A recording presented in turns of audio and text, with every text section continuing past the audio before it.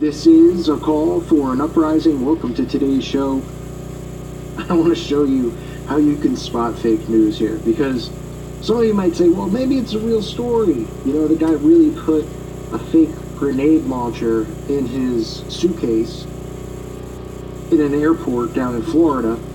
And then, of course, the same day, it's reported in Newark Airport in New Jersey that a passenger tried to bring an airsoft grenade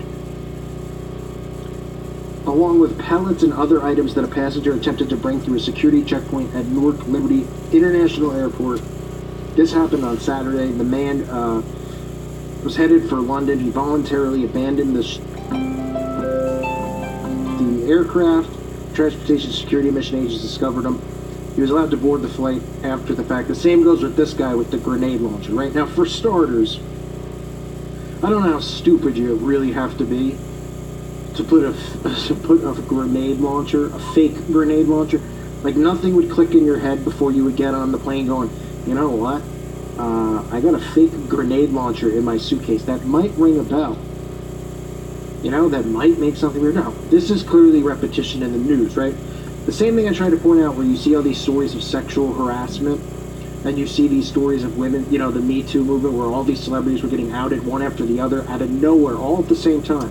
Stories, you know, where women came forward, they were sexually harassed in 1976, you know, coming forward, people from 1994, people from 2002, right? And all these men, instead of fighting this and saying this is fake, there's no evidence, there's no police report, because there was nothing, right? All they did was bow down, back out of their jobs, take it like, you know, Louis C.K. and Matt Lauer, right? Because this is what the Brotherhood does, right?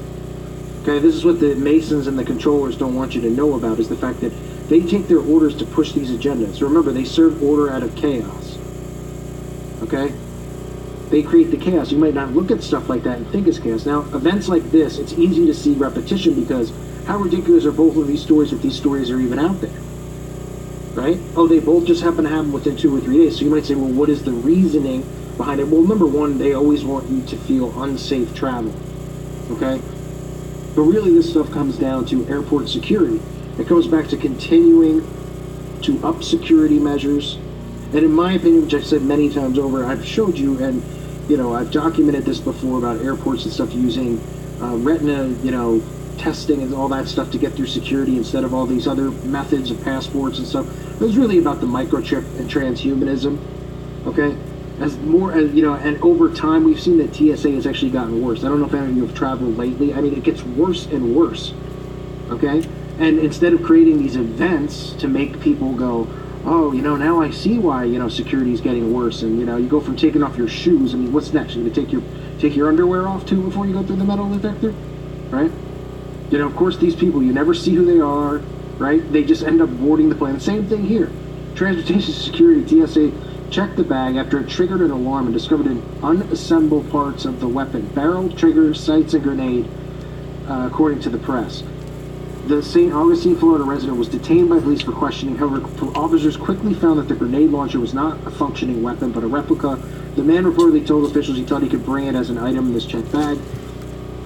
The TSA says realistic replicas of firearms may be permitted in checked bags. No weapons of military nature are permitted, right, to be brought on airplanes and either checked or carry luggage. I'm sure this will, you know, also could possibly bring in new laws of restriction, right, as far as you know, transporting guns and things like that, because obviously there's massive crackdown on that.